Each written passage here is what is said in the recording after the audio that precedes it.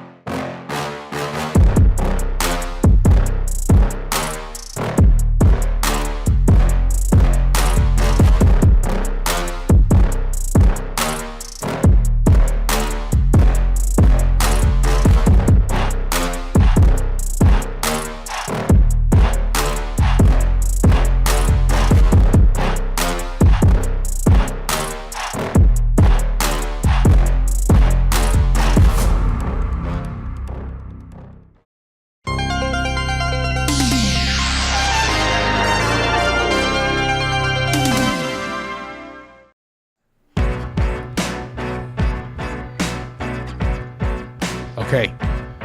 All right. Are we vertical? We are vertical. I can't tell. I mean, gravity's still doing its thing. We still good. Yeah. But this is a nice comeback. Totally. And coming back in a different format. Yeah, it's just like, you know what? We should come back, but let's not be horizontal. Let's try vertical. Well, like I said, the whole thing is we got tired of waiting for people to click on the show feed. So now we're going to force ourselves into your shorts feed. It's always it's unavoidable. You're going to be shorts.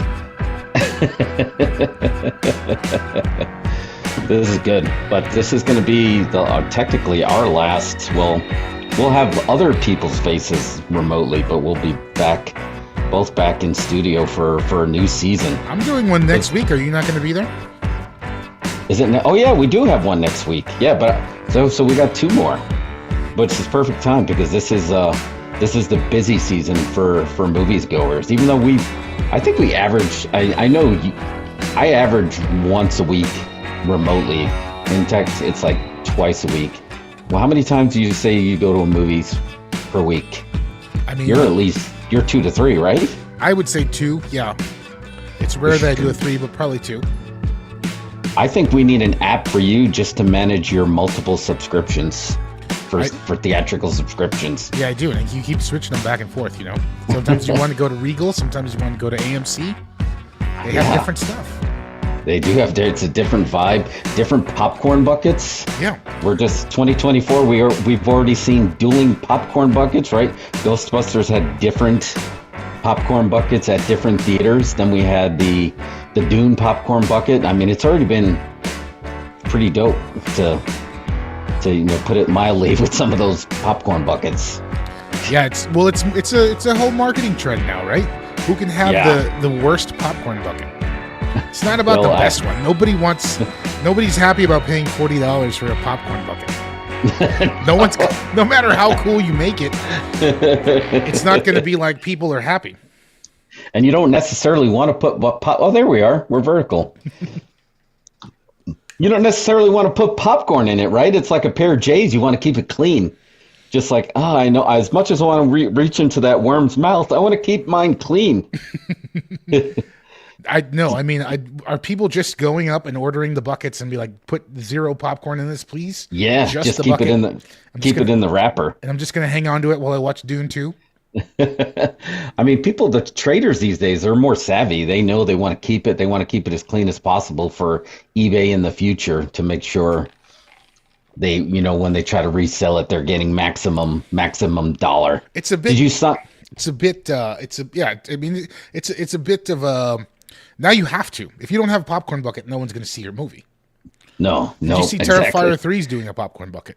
I signed the petition, so they got enough signatures, didn't they? I think they hit their number, because Deadpool's having one. Well, what does that matter if we sign the petition? How does that going to make them do the popcorn buckets? Is that going to go somewhere in China where they produce them? Yes, it's like, okay, I guess we got to do these. These guys all sign this. I mean, that signature is pretty much all you can do to ensure popcorn buckets is going to be good to go. But I mean, you're going to get, like, that's going to sell out so fast, though. That and the Deadpool one are going to sell out so fast. I have yet to even see one. I tried to get the Dune 2 popcorn bucket. I showed up to the first showing of Dune 2 that they had, Thursday, and they said they'd been sold out for days. Yeah, it's crazy. I was like, "What? The movies hadn't even been out. It just is the first show of the first day." It's like, "Yeah, but they had preview screenings starting on Monday." You know what it is? It's just that's going to be this generation's 10 lunchboxes. I don't know, right? Because what do you do with those? Like Batista, he has a whole room dedicated to all the lunch boxes that he's getting. You can, like, even when he opens the thermos to show it, you can smell that thermos. Yeah. You're gonna get that with popcorn buckets. Well, like eventually, how many popcorn buckets do you need? I don't know. We'll see. I feel like these are made from like really cheap plastics with chemicals in them, and they'll just start to deteriorate eventually. And if you have all of these in your house after 20 years, it's going to be like a biohazard. Oh, Anthony, what's up, man? Good to see you again. What's up, Anthony? We back. Look, back there's 14 people watching right now, folks. If you're on, you put your questions in the chat. We can do all that stuff. Yeah, this is new for us because now we're simulcast to Instagram. All right, we're on Instagram.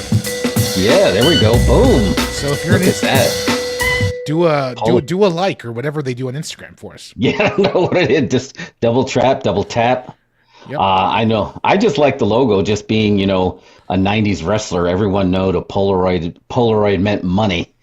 It's just like, oh, good, got a, intermission. You better get that Polaroid camera out and go sell those for $5 a pop. Folks don't know that. No one's done a movie about that.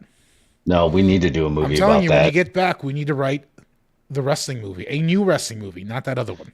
I was going to say, we have some already kind of written. We have a couple of written. We just got to decide what we want to shape. We can write more wrestling movies. You don't have to write just one.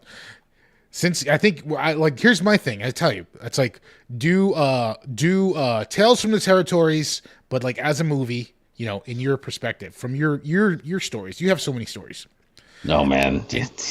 And you could take the famous people in your stories and tweak them so it's like it's not this guy, it's not $1 Million Man, it's Diamond Jim or whatever. Diamond Jim. Something like that. And I think you should take those stories and expand on them. I think that'd be great. I think imagine the Iron Claw, but it's a happy movie. I think that's what I know. Yeah, we didn't have anything like really. Yeah, and weirdly enough, I do have $1 Million Man stories. So yeah, that would be really good. So, but that's for another day. Today we're going to be talking about 2024 movies so far. We were going to talk about what's coming up, but it's like you said, let's talk about what we already saw because I think January to now we already have strong opinions, and this is the first weekend, right? This is the summer movie kickoff season. It would have kicked off with Deadpool, didn't. Fall Guy is going to be our kickoff. But let's talk about thus far. So we'll go back to January 2024. Go back in your way back machines, use your timey-wimey time machines and get back there. And let's talk about that. You want to do that? Yeah. That's why I set up the stream.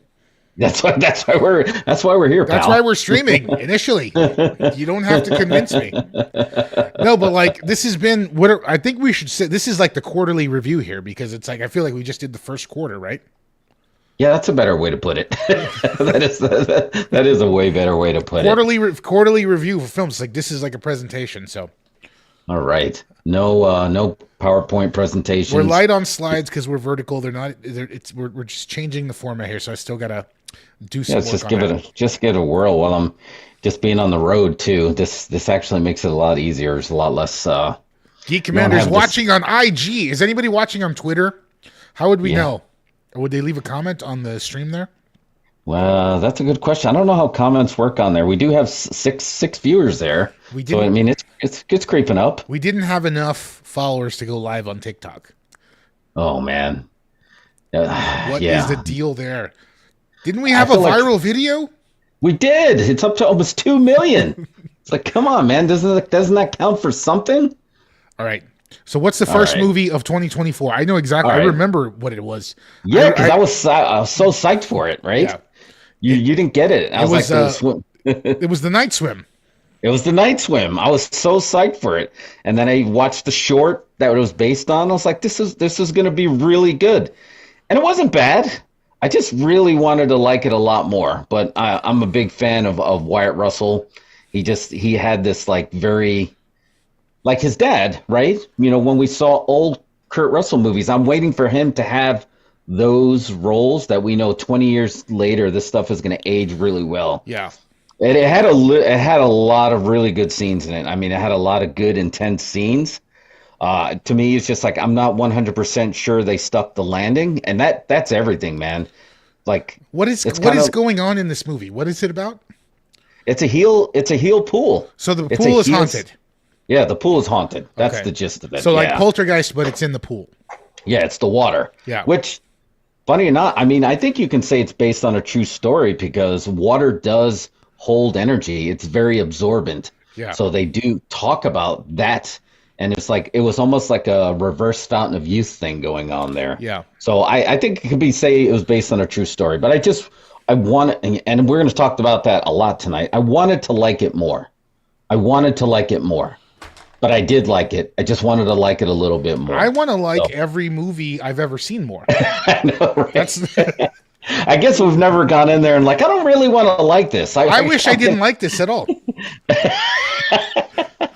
Every movie I've ever seen, we want to like it more. So, yeah, I really did. I can't. Yeah. Anyway, so like what? So, okay, so like the pool swallows up a bunch of people, and then do they defeat the pool? I don't have the spoilers tag, but was that what happens essentially? Yeah, he does. Let's just put it this way, so it'll be only a quasi spoiler. He does the job for the pool. So for you people who understand wrestling talk, he does the job for the pool. Boom.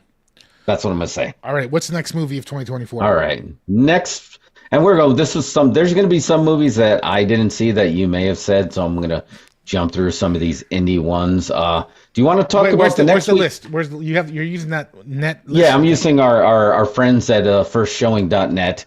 That way we can do it in release date order. Then next weekend, I remember it was pretty busy. Okay, so like there was nothing going on this at the beginning of the year. Do you remember because of the strike? Yeah, exactly. Night Swim was the only movie. But no, they crammed 3 movies in there, and I'm looking at it now, and I didn't see, well, technically 4. So they try to re-release Pixar Soul probably to make some money back. What about The Beekeeper? Did you go see The Beekeeper? I didn't see The Beekeeper. It looked like it was right up my alley. I love revenge movies. Jason Statham is kind of his own genre now, right? Yeah, exactly. Movie. I liked it. Mrs. Huxtable. Mrs. Huxtable got hacked. Mrs. Huxtable got hacked. And so then for that he burns their building down. So that's it looked like I wanted to see it. I didn't get to it though. It looked really solid. I did not see it. And that same weekend they released Mean Girls, which was really confusing, but apparently it was a remake, but it wasn't a remake. It was based on the play that was based on the movie, so it had singing, which I guess made it new. So this is a new trend in Hollywood where they hide the fact that it's a musical. And this was total, I don't know, I guess because musicals traditionally don't do well at the theater. Yeah. So why do they keep making them? I don't know. That's a good question, but I don't know because I didn't go see it. And they didn't even recast everybody, so I don't know. I just feel like that movie is fine. Like Mean Girls, the original one, is hitting that nostalgia stage where people are really enjoying it. I think going back and thinking about that, like remember Mean Girls? It's kind of like I was like super bad, right? You're going back and like now that's like a classic movie, even though it doesn't feel like it is. I feel like Mean Girls was hitting that. So how do you do that? Yeah. And that is spoiler alert. It happens a few times on the list tonight. So. Yeah. And then the Book of Clarence came out that weekend too. I missed that one. Yeah, missed that. It looked cool. I totally want to see it. I'm into religious epics and religious parodies or whatever. Yeah, it was again. It was tough not only at the theater, but it was tough for me too. I was like on the road. We were traveling, trying to figure out where to catch a theater. Sometimes I was catching it in really shady. Like I hope my car is still going to be there when I get out. But I had to go see these movies. ISS. Did you see ISS? I didn't see ISS. The trailer looked cool, but I heard it was not that great, and then I just never made the effort to see that one. No, it was pretty like I expected it to be a little bit more like something that you would see in Black Mirror, and it started strong and it stayed a little strong, but then it kind of pretty much just stayed pretty straightforward. There was no. Oh, you saw it? I did see it, yeah. Okay. That was actually shout out to Alamo Draft House, Staten Island. I was like, you know what? I need an Alamo Draft House fix. I'm gonna go find one, and the closest one was in Staten Island. You needed a pretzel with popcorn on top. Yeah, so shout out to Angelina. I was like, maybe does Angelina just like walk the streets here? I was hoping to run into her, but no. She's the queen of Staten Island. She can go anywhere. That's what I thought. She was the queen of Staten Island. So no, but shout out to that Alamo, good Alamo movie. All right, and that pretty much took us through January. Like I said, because of the strike, we were low on films. Yeah. So I think the next big one that came out was February. I did not see this, but you saw this, Argyle. What was your thoughts on? Yeah. What a big, boring mess of a movie. And it swerves you because the trailer made you think it was a Henry Cavill movie, and he's only in it for a few minutes. John Cena, same. John Cena's in it for a couple minutes. Vanessa Kirby. Yeah. I don't remember what part she played. She was in the whatever that it looked like they had two different worlds going on. Yeah. And there was the Henry Cavill, John Cena, Vanessa Kirby world, and then the Bryce Dallas Howard world with it's basically like Romancing the Stone meets In the Mouth of Madness. That's basically the breakdown. You've got Bryce Dallas Howard. She's the Kathleen Turner character. She writes these novels, and then it turns out, she goes on an adventure, similar adventure, but then there's like this whole twist where no, you're actually everything you write is actually true somehow, and yeah, we're gonna kill you. Sam Rockwell, takes a shot at being an action star. It's funny because he was almost Iron Man, right? Yeah, he was almost Iron Man. He ended up in Iron Man, but he was not Iron Man. Don't think he really pulls it off as an action star in that film. That's a big part of it. Kind of funny because they had Henry Cavill and John Cena just sitting there, and instead they gave all the action scenes to John. What's his name? Sam Rockwell and Bryce Dallas Howard. Anyway, it's a big, boring mess. Too long. Skip it. Cancel your Apple thing. Oh yeah, they're not gonna. Oh yeah, that was an Apple movie too, right? Yeah. Interesting. So the next two got a lot of these next ones got a lot of press, and I think we need to talk about them. I think it's important. Let's start with Lisa Frankenstein. This movie made me mad. What a wonderful title. Yeah, that's what I mean. What a great title. What a great cast. What a great writer. And again, you're like you said earlier, of course we want to go in there and like a movie that we just paid to see. Yeah. But like there's some movies that you feel like you already like them before you see them. Yeah. And then when that happens, you're like, okay, but when you like a movie before you see it and then you see it and then you don't like it, I don't like that. Let me ask you something. What didn't you like about this movie? It just felt like it was I know it sounds crazy for like a fantasy movie like this. It just feel like it wasn't taking itself serious enough. Yeah. Like it's okay. You need it to be a comedy. I don't know. I feel like they didn't stick to the gimmick as much. Yeah. They needed to stick with the gimmick a little bit more. I think they should have the lore really wasn't there either. Yeah. So I don't know. But fantastic music. Obviously she had that 80s flavor and it really reintroduced you to some good music. I did not finish this movie. I started it on Peacock late night the other night. Got about halfway through it. I think so I can't give it a fair review, but from what I could tell, I saw what the issues were and I was just like, okay, this is a disaster. Everything about this movie smells cool.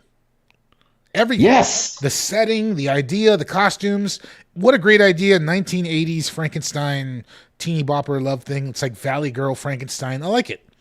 Freaking Robin Williams' daughter is the director. I think that's the issue. I think that's the issue, man. Everything about this movie from a craftsmanship perspective is great.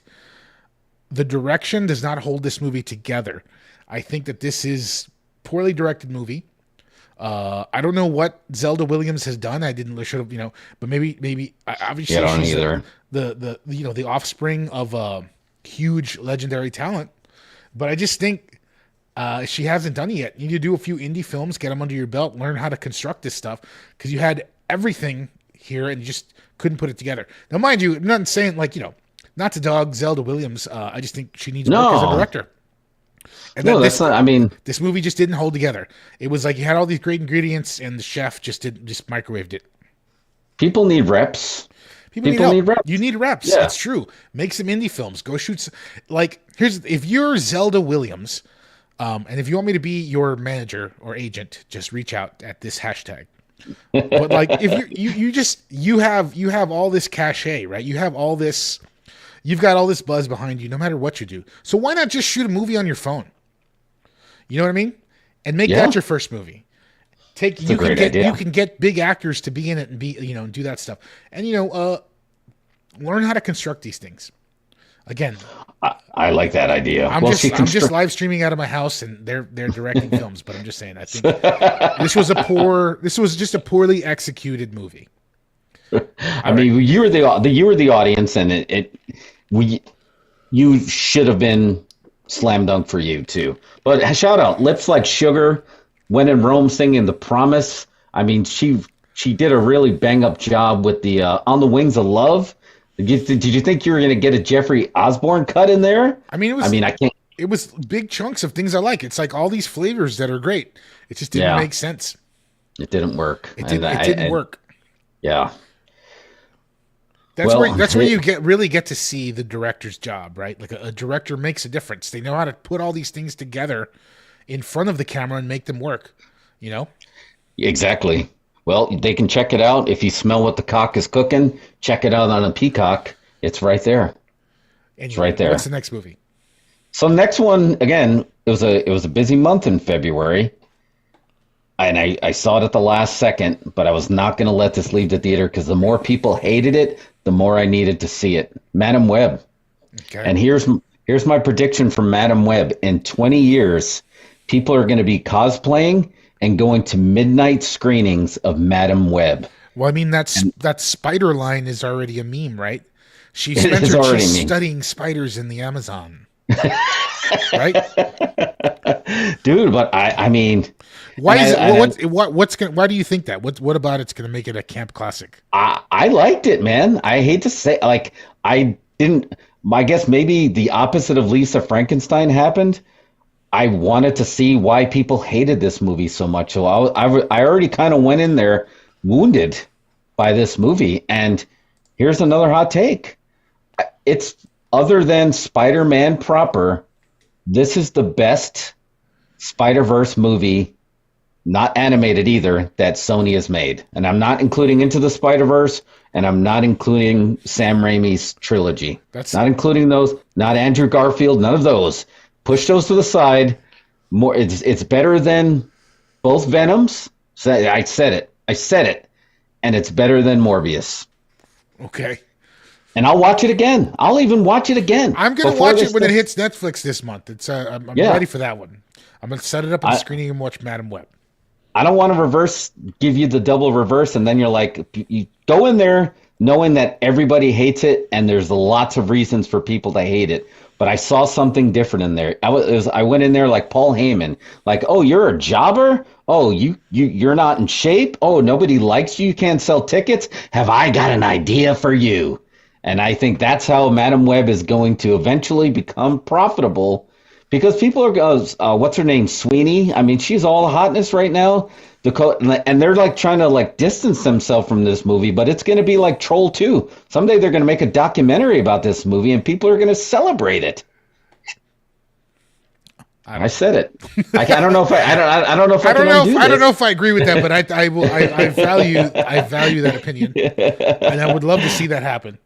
I want to see it because there's just this one shot, and I think that's what made everybody mad. They had the 3 spider women, and then they had Madam Web, and they had this shot, and people were like, that's the movie I want to see. Yeah. Like, no, we just have this one shot. That's it. It's not anywhere else. But yeah, man. That's the thing is, like, I think studios are just like so they're so unwilling to play all their cards in the first movie.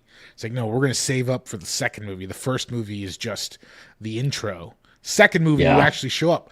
Just put it in the first movie. No one's gonna come. No one's gonna wait for the second movie. I think origin story movies are dead. Stop.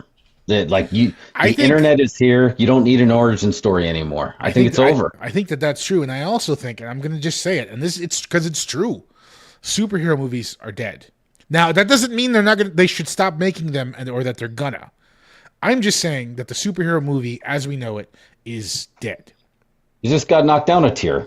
It was hard, man. It was like twice the height, double the fall. Like, you still get chills watching that end scene in Endgame. Like, that was an event. That's something that people will remember the rest of their lives. It was a how good do you top. Yeah, how do you top that? How do you top it? It was great. It's so hard to top it.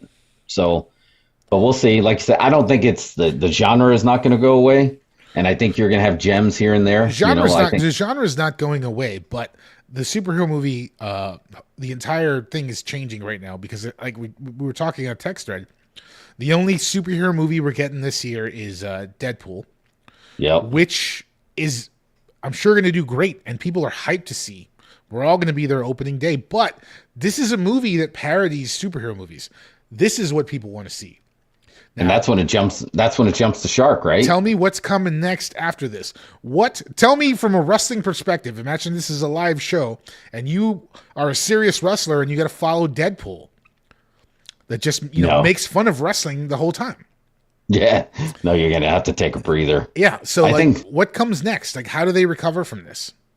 Do you think Deadpool scared off Kraven the Hunter, which got punted into 2025? I mean, Sony just knows they've made crap. They're just, their whole thing is, I think Marvel is really pressing them for the rights. They want that Spider-Man, right? They want it, yeah. So they got to keep cranking out movies like every 6 months, no matter what. That's amazing. Who was the director who made that Fantastic Four? Was that Roger Corman? That was Roger Corman. That was Roger Corman's Fantastic Four? Just to keep the rights. Yeah, there's a whole documentary about that. Did you know, what was it? Warren Beatty owns the right to, or he used to own the rights to Dick Tracy. Dick Tracy, yeah. And in order to keep the rights, he would shoot a Dick Tracy movie every year, but it was like a made-for-TV short or whatever. But it counted, and he would retain the rights. Wow. I wonder if that movie holds up. Dick Tracy's cool, man, just from the art direction. Yeah, the art direction was fantastic. The art direction is so cool. Like, it's such an interesting look, the way they basically used like only 8 colors in the whole movie. Oh, yeah, and they were beautiful colors. They used the right colors. Yeah, the 8 that you get in the box, the basic 8. Yes, that's what we need. Kyle's in there. He says, I want to see choreographed match martial arts in wrestling. I mean, that's a thing, isn't it? I feel like there's definitely, I feel like wrestling would do well to start breaking themselves into genres. They were I don't want to say the V word, but they were trying to say this is sports entertainment, this is pro wrestling. But man, you got hard style, like you got that, different styles in Mexico, that you have different styles in Japanese, culture as well. And even the fans are different. I think you just have parody wrestling. Then you have we're just going to have an exhibition match. Then you're just then it's like a slam poetry. Just have the genre. This wrestling show is blank. And I think they would really benefit from that. Yeah, I think that's true. There's an LGBT wrestling show here in town, and they do really well. Oh, yeah. But they push it like that, and people really love it. It's a great event, and why not? Because, I mean, you already have like death matches have been a genre for a while, deathmatch wrestling. Right. So why not do that? Break it into genre so there's no surprises. Yeah, you do a martial arts heavy wrestling promotion. That would be cool. Oh man, if we book a show, it's going to be our genre is going to be drunken master. That would be great. But jumping back to what we were talking about earlier, of how the origin story's dead, this kind of dovetails into this non wrestling movie, but it's a biopic, which are tough, right? It's Quentin Tarantino's least favorite genre is biopics, but dude, I really love. Maybe it's just because I'm a mark for Bob Marley, but I thought Bob Marley One Love was great. What'd you like about it? It was just because what I just said. You didn't have to go through. This is him as I was younger, and then he was going to. This is how he wasn't. They did all that, but they cut it around, kind of like Go or Pulp Fiction. Like they jumped around. So basically, the meat of the movie itself, and we'll talk about this with Challengers too, is the bookends. It starts at this one concert where he almost gets assassinated, and then how that changed him going forward. But while they were doing that, as things were happening to him, then he would have a flashback of kind of a memory of like when he was younger or his relationship with his father. It just like the way it jumped around made it really, really edible, because that's a big meal to sit down and try to break down someone like Bob Marley. And with biopics, man, the biopics are not easy.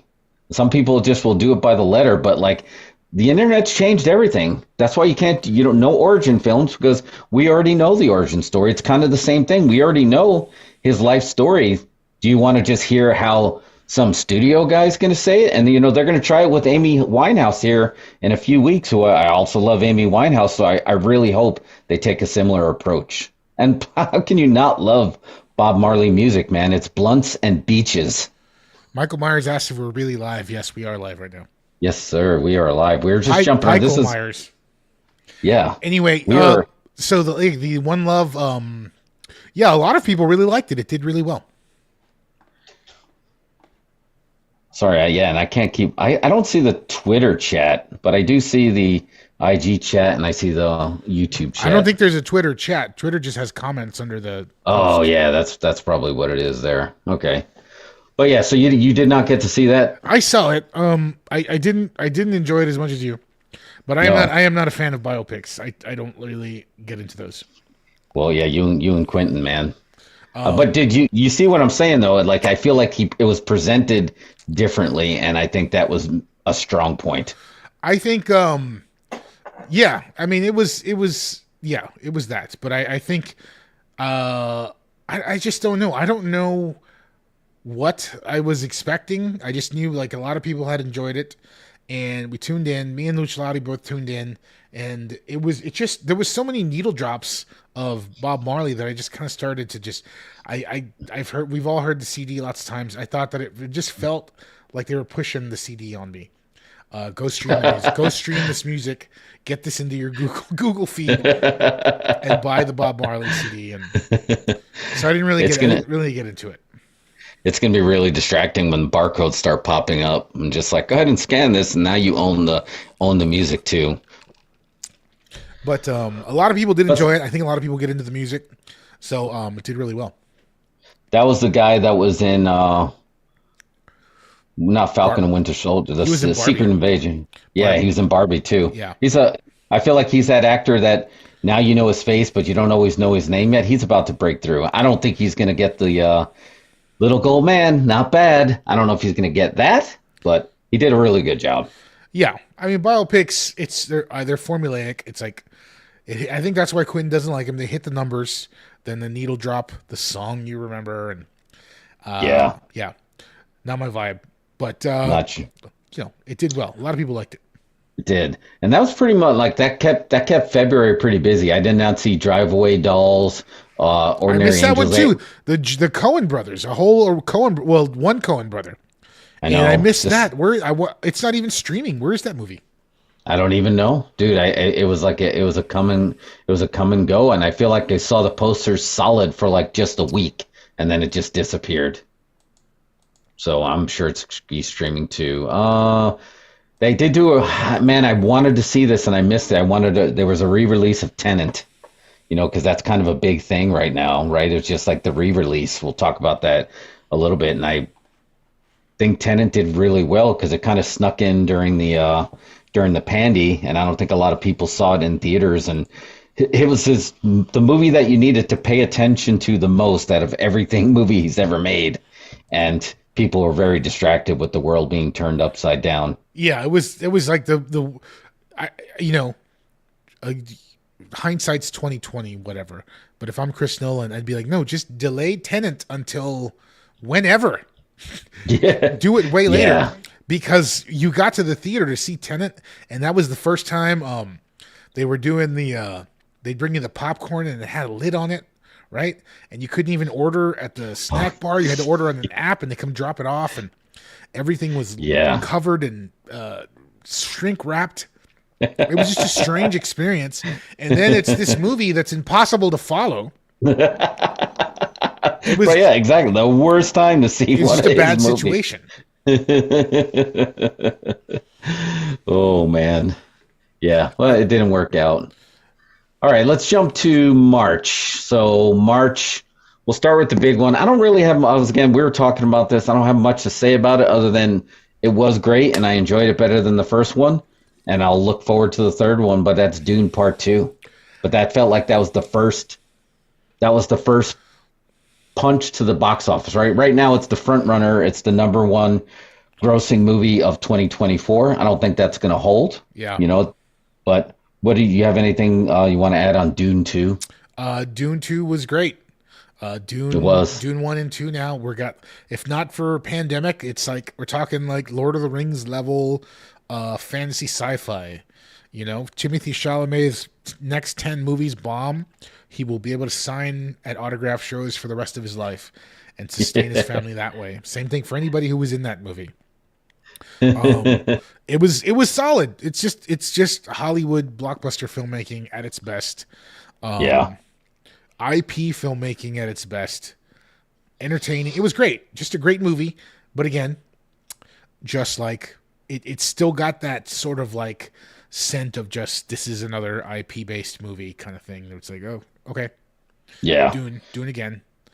Well, I think that's Timothy Shamalama Ding Dong, right? That's kind of what he did. Like there was one week that the number one and number two movie was him because Wonka was still kind of holding over when Dune, right? So, and we're going to have that with Zendaya as well. But yeah, the first one was set up and then the second one was meat. I feel like maybe part one should have just been the beginning of part two where they just said previously on Dune and just like filled in the gaps there and just kind of be done with it. And that was another one that, kind of suffered from the pandy, right? Yeah. They didn't even. Yeah. I mean, I never saw it in the theater. It went straight to HBO Max. I think, honestly, it should have just been one 5-hour movie. Oh, yeah. It should have just been one 5-hour movie, honestly, because, yeah, it's one movie chopped up, Yeah. When you never saw the Jodorowsky documentary about when he was going to make Dune, but he was like, Dune's going to be 14 hours long. That's what he said.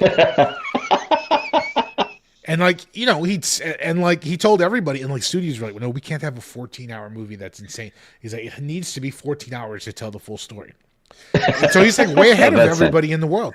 He was way ahead of everybody because this, I mean, he got, Villeneuve got it down to just under 6 hours, but I think they probably could have been longer. Yeah, I think it's just solid. I think in a vertical world where everyone's all about the short form content, sometimes that's unfair to a lot of these stories. Like I know you and I loved seeing The Hateful Eight with an intermission. That was great. I didn't realize how much I was okay with that, of being taken out of the moment with like an intermission, but like people went outside and it was at Alamo on the Ritz and people went outside and took a smoke break and they got food. They kind of stretched their legs and like, all right, ready to get back into this? That was dope, man. And I've never watched Kill Bill as the whole bloody affair. That's another one, right? That not many people have. It doesn't exist in a lot of formats. Yeah. So I think you're right. They probably could have just pulled this off with a nice intermission. Just like, guess what? You're going to go to the movies. It's going to be Saturday at 11 a.m. You'll be home before dinner. I can live with that. That was dope, man. Oh, that was. That was me. No, that's me. Sorry. Oh, We're still all live on right. Instagram, right? Yes, Sorry. sir. Yes, we are. We clicked the are thing. live. I clicked the thing. Okay. Shout out to Michael Myers. A few other people kind of popped in there. And, I know the thing with Instagram is sometimes you can hit somebody's story and not realize they're live. So we'll get some drive-bys, but hopefully they stick around.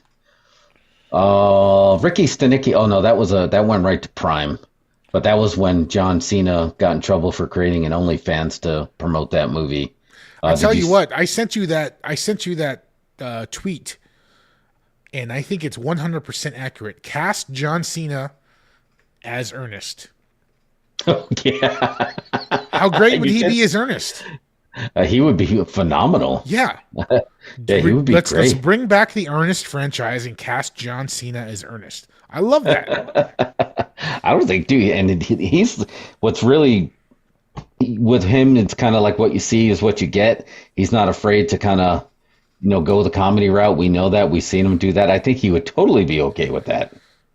I mean, yes, he has zero skill as an action star. He is a comedy actor. That's all he can do.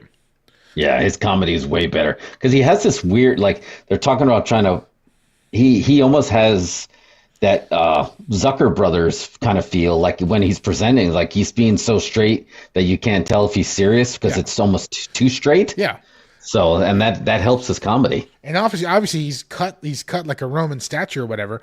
But he's literally if he wasn't, he looks like a Chili's manager. Right? You're right. He's like he manages a Chili's, wears a short sleeve shirt with the tie and the name tag, and does that flair. Yeah, he's got the flair. Yeah, but cast him as Ernest. Bring back Ernest and make him a muscly action guy. Come on, a slow motion jump for a rope ladder with John Cena as Ernest jumping from a helicopter. Yeah, you see, because here's the thing: Ernest is dumb, but he's able to escape all these situations because he's amazingly fit from doing all those odd jobs. Like all he does is do odd jobs, right? He's mowing lawns, digging ditches. Yeah. He probably, he doesn't need a wrench to loosen the pipe. Right. He just uses his bare hands. He's just this super strong dolt who gets pulled into these situations and he saves holidays or, camps or whatever. That's incredible. I totally want to see that now. Cena as Ernest. I think they should book it. Book that.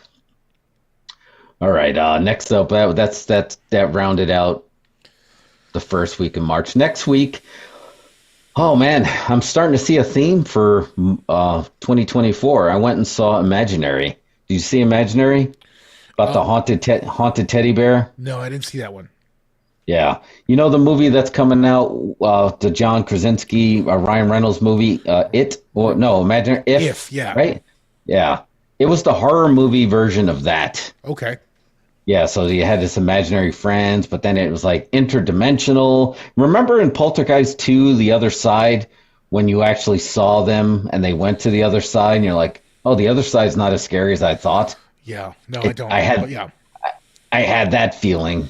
Uh-huh. Like I wish I didn't see the other side. Right. I was okay with a haunted teddy bear, but it just had that, that needle drop, that just your imagination, and it just stuck in my head because that clearly is a brainworm. So I did go to movies. Plus, we're marks for a good horror movie, but it was okay. That's like we have this genre of films now that we just have to say that's good for streaming. And I hate that because I want to have the theatrical experience. I never want the theatrical experience to go away.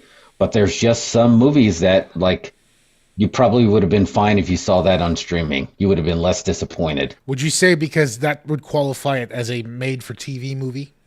Yeah, there it is, right? The Remember those? That was a thing? That's so good. Those were, and some of the, like Salem's Lot was a made-for-TV movie. Yeah, that's not it. The original It with Tim Curry that was made for TV. Yeah. That's not an insult on the film, but it's just like everybody. You want to have this, and theater owners, they got to sell that popcorn. They want that stuff there, but like some movies, just like once they're on the big show, it would have just been better on a small screen. Yeah, I mean, do you think that has to do with just the way films are made today. You know, because I feel like possibly, yeah, it was always a thing where movies that didn't belong anywhere were still show. Like, you had exploitation films, right? So you'd have these really shoddily made films that got put up on the big screen. People still enjoyed them, or maybe didn't, but a lot of them got enjoyed, became classics or whatever because of the big screen experience of watching them. But is it because movies today are just, they're all shot so clean? You know, everything looks the same. Everything is color graded the same. Nothing about it stands out enough to be on the big screen. Is that what it is? It's 100%. You are right on the money. That's, if this was a dunk tank, I just fell in the water, because I got, one of the most memorable theatrical experiences that I've had this year was going to Kevin Smith's Smodcastle, Atlantic Heights, New Jersey, in a theater that he barely renovated, and he used to go there as a kid. It's got the marquee. It still has the red curtain. There's no pre-show. You're just sitting there staring at the blank screen, waiting for the movie to start. And I saw King Kong from 1976. And that felt like I was, even though the people would say, oh, those are terrible effects, right? That's like Rick Baker in a monkey suit. It's like, come on. But it's just like, but the whole thing felt theatrical. It felt like this is something that people would go out and see in a movie theater. Right. So I felt that. I mean, King Kong's a big movie. Yeah. How was the popcorn at Smodcastle? It was great. Yeah? It was great, yeah. It felt like movie theater. There's just a taste of like that you can't replicate at home, right? You try to eat skinny pop when you're sitting at your couch, and it's not the same. You need movie theater popcorn. Yeah. It was 100% movie theater popcorn. Like everything about it. This felt like a museum to how theaters were versus like a state-of-the-art cinema, even though he may have had an updated projector. But I found this out, I was in Manhattan yesterday, and there was an old Revival theater. And those old Revival theaters, the Forum in Manhattan, right? And it's a .org. But all their trailers and everything pre-show has to be digital now.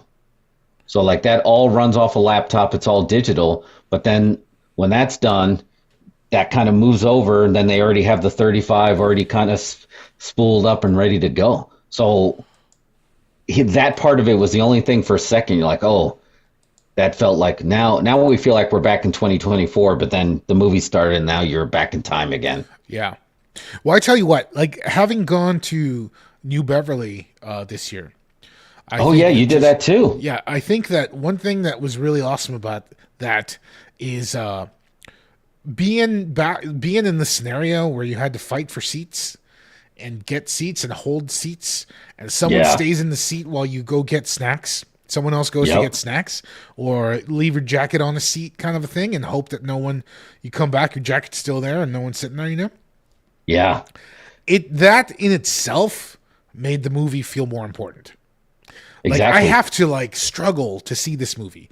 I'm not just like buying a predetermined seat and I can show up whenever I want. I have to get there early, get in line, go to the seats, hold the seats for half an hour before the movie starts so we can get snacks. Someone has to take it for the team and miss the trailers and go for snacks, right?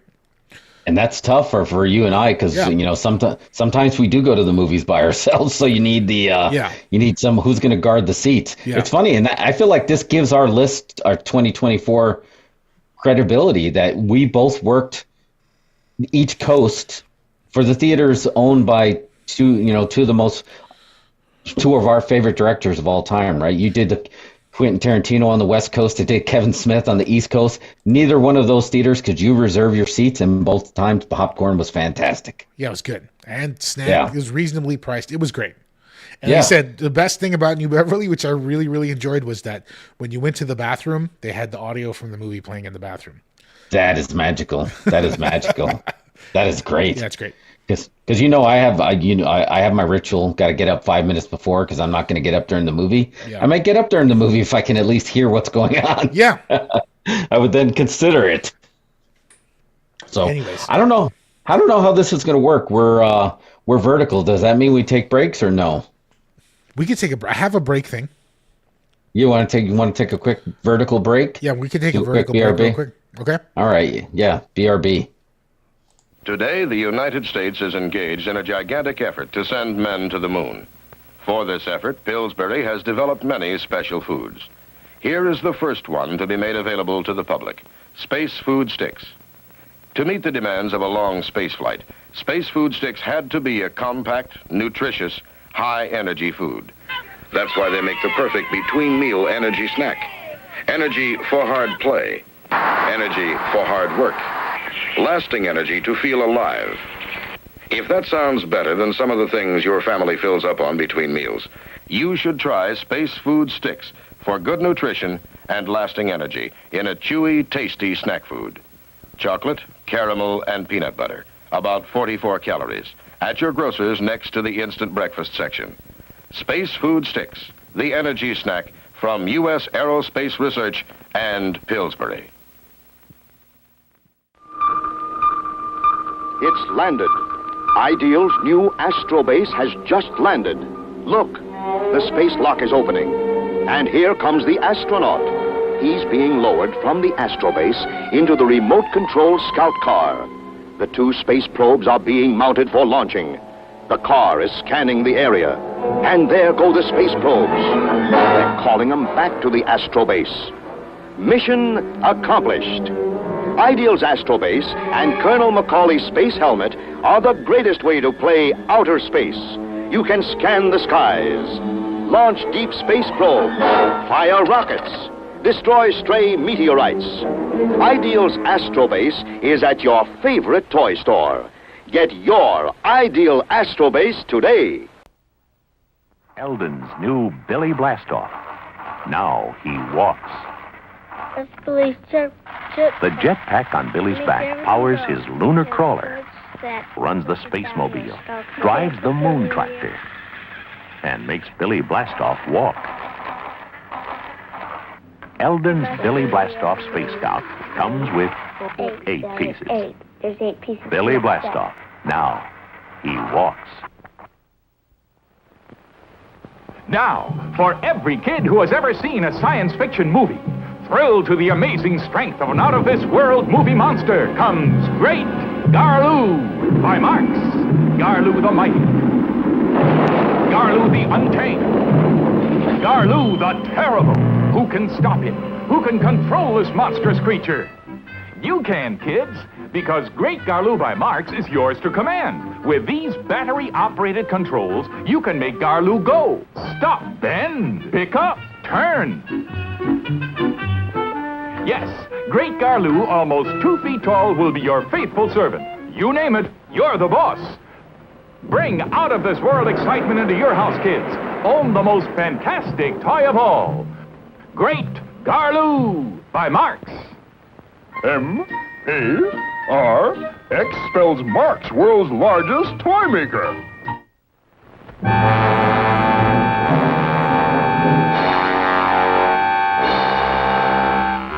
Ideal's Robot Commando is here to help you.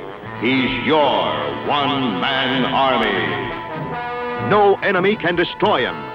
He fights off tanks, hurls missiles one after another. Even a squadron of planes can't stop him. Robot Commando fires his secret weapon. He takes orders from no one except you. Forward! Ideal's Robot Commando is battery operated to obey your command. Adjust the control, speak into the microphone. Left! Fire! Ideal's Robot Commando is here to help you. Look for your Robot Commando. He's looking for you. The Zeroids are here. From the planet Zero, the Zeroids. Zirak, the Zeroid commander, frees himself from his own Zeroid capsule. Advance! Zobor, the Zeroid transporter. Change his Zeroid capsule into a Cosmobile for hauling. Zintar, the Zeroid explorer, change his Zeroid capsule into a lunar sled. Command the Zeroids to defend. Move forward, backward, and transport. Command the Zeroids from Ideal. Today, the United States is engaged in a gigantic effort to send men to the moon. For this effort, Pillsbury has developed many special foods. Here is the first one to be made available to the public: Space Food Sticks. To meet the demands of a long space flight, Space Food Sticks had to be a compact, nutritious, high-energy food. That's why they make the perfect between-meal energy snack. Energy for hard play. Energy for hard work. Lasting energy to feel alive.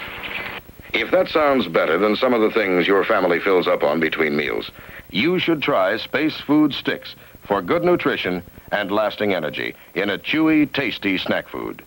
Chocolate, caramel, and peanut butter. About 44 calories. At your grocer's next to the instant breakfast section. Space Food Sticks, the energy snack from U.S. Aerospace Research and Pillsbury. It's landed. Ideal's new astrobase has just landed. Look, the space lock is opening. And here comes the astronaut. He's being lowered from the astrobase into the remote-control scout car. The two space probes are being mounted for launching. The car is scanning the area. And there go the space probes. They're calling them back to the astrobase. Mission accomplished. Ideal's astrobase and Colonel Macaulay's space helmet are the greatest way to play outer space. You can scan the skies, launch deep space probes, fire rockets, destroy stray meteorites. Ideal's astrobase is at your favorite toy store. All right. Back. X. Twitter X. No one calls it that. No, yeah, I know. Why is that not a thing? The logo is it, but still people just call it Twitter. Because it's still Twitter. The website is still Twitter. Yeah, it still says twitter.com, but you can get there via x.com. But I think we got booted off of Instagram, but that was fun. It's different. We're vertical. What's up, Lee? Good to see you, pal. But yeah, if you're... Copyrights. Yeah. Yes, I think we're still on Twitter, huh? Yeah, we're still there, yeah. Going strong on Twitter. All right. So we left off about mid-March. This one had a little bit of controversy around it, but it did technically get theatrical viewing in Austin, Texas, as the director demanded. And it's just controversial because of what it was made, and that's Roadhouse. Roadhouse. Does that count, though? That's not even that's a streaming release. Well, that's what I mean. It just because it got that. Remember, he's like, this demands to be in theaters, and Jake Gyllenhaal's like, that's not what we signed up for. But then it still was at South by. Yeah. But what do you think about that? I don't know what Doug Liman was talking about. This does not belong on a big screen at all. Like, what are you talking about? Where did you even get that? I don't even know. Roadhouse. What's up, Lee? The Roadhouse reboot is not Roadhouse. It's nothing. Like, what did we say this is? This is a movie about a guy in Florida who becomes a bouncer for the first time. Yeah. I think they should. Roadhouse was about the best bouncer of all time. Yes. So legendary that he had his own martial art that was all centered around bouncing. And being nice. Yeah. And being nice. And he's like a classy guy. He's an established... well put together guy. Jake Gyllenhaal, this was just some scoundrel, lives in his car, becomes a bouncer. Okay. Yeah. That's like a 90s indie film. I think you're right 100%. They should have just called it like Florida Bouncer or something. And it could add an Easter egg that she called it the Roadhouse, wink, wink, but it's not the Roadhouse. Yeah. I think that would have been totally fine, but... I mean, I think it's a perfectly serviceable streaming movie, made-for-TV movie. It's fine. And if you had seen this not knowing what it was, you'd probably be fairly entertained. It's just like, oh, okay, Jake Gyllenhaal doing this is all right. Conor McGregor is really ridiculous in it. He's fun. He was not acting. That's the thing. I don't think people know that. Yeah. I think he just showed up. He's like, I'm going to be in this movie, and he just started doing stuff. Yeah, I mean, it feels like it. It feels like it. I enjoyed. I mean, I'm not surprised that turned into a meme as fat. It was like one of those things I didn't know I was going to enjoy him as much as I did on there because it was so random. And then he just kept showing up like the guy in Better Off Dead trying to collect $2, like the paperboy, right? Yeah. Like all of a sudden he's like showing up on a boat, like after he just like, wait, how did you know where he was? Right. Like, I got this idea. I'm just going to show up on a boat. Yeah. It felt to me like Connor's WWE audition. You know, he was doing his character, so you can expect that when he joins WWE in the near future. Oh man, the fight scenes were interesting. It was okay. There was not enough bouncing in the movie for me. He hardly bounces anybody. You know? No. Like there's one scene where he sort of bounces a few people. Like there's that one scene where it's that guy and he's like reaching behind the bar, you know? And this guy is obviously no threat. He's not like in a fight Dalton.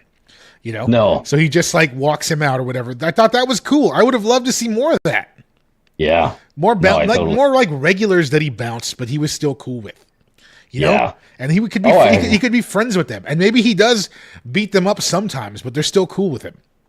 I enjoyed it. Like I said, I enjoyed it. It just didn't have to even be in the same stratosphere of Roadhouse. I think it could have later maybe popped up in the end and like, whoa, is this happening in the same Roadhouse universe? And now Patrick Swayze's character is going to train him. Yeah. It's like, you got potential. Come to my bouncing school. Yeah.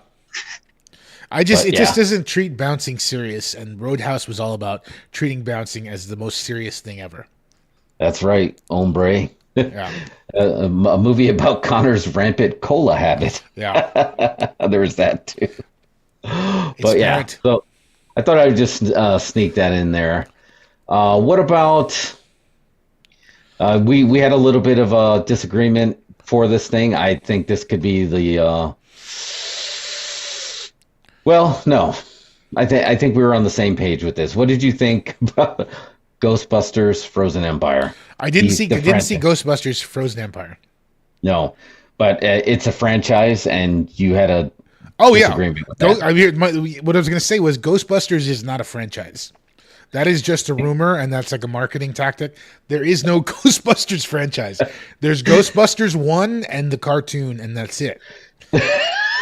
Everything else, it doesn't even exist. It's like if you were to say like a Ghostbusters, like some Ghostbusters socks at Target were part of the franchise. That's what you're trying to say when you say the other Ghostbusters movies actually exist. It does. This one came out really fast on the other. Are you going to check it out on streaming? I don't even know where it's going to stream. Where will it stream? It's a Sony movie, so probably Netflix. Oh, Netflix. Okay. Yeah. All right. Yeah, I just don't think this just give up on Ghostbusters. It's not going to work ever again. Let it go. But you know what you could do? You could write another movie about ghost hunting things. You know what I mean? Another group of people who hunt ghosts. Why not? You could make like an original film that way. Yeah, that's very doable. So, yeah. Maybe, or you don't think there's potential for crossover? Like maybe the Ghostbusters go to the 13 Ghost House or something? No. Just let it go.